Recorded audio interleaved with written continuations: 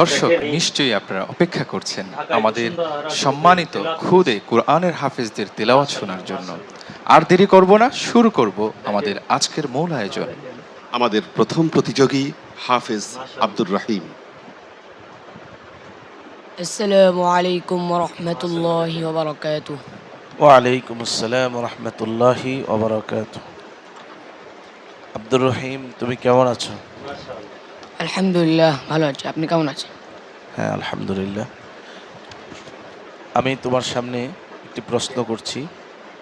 যে আয়াত তোমার সামনে পেশ করব সেই আয়াতে কারিমা থেকে তেলাওয়াত শুরু করবে ইনশাআল্লাহ।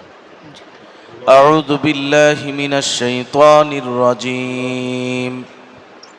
বিসমিল্লাহির রহমানির রহিম। ومن يعمل سوءا أو يظلم نفسه أعوذ بالله من الشيطان الرجيم. بسم الله الرحمن الرحيم.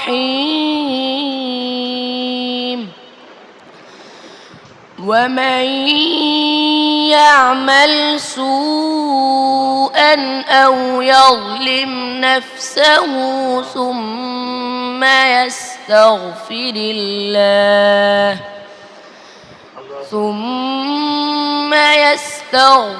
الله يجد الله غفورا رحيما. ومن يكسب إثما فإنما يكسبه على نفسه وكان الله غفورا رحيما. আবার পড়ো। ومن يكسب خطيئة ومن يكسب إثما আবার পড়ো। ومن يكسب إثما فإنما يكسبه على نفسه وكان الله عليما حكيما. حسبك.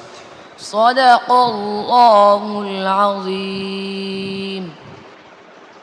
সম্মানিত বিচারক হাফেজ মাওলানা মুফতি শেখুল হাদিস ইহসানুল হক জিলানী। মাশাআল্লাহ। আব্দুর রহিম, তোমার তেলাওয়াত আসলেই চমৎকার। আল্লাহ তাআলা তোমার তেলাওয়াতের মধ্যে আরও বরকত দান করুক। তুমি মেহনত করে যাও, ইনশাআল্লাহ আগামীতে আরও ভালো করবে। দোয়া রইল। السلام عليكم ورحمة الله وبركاته.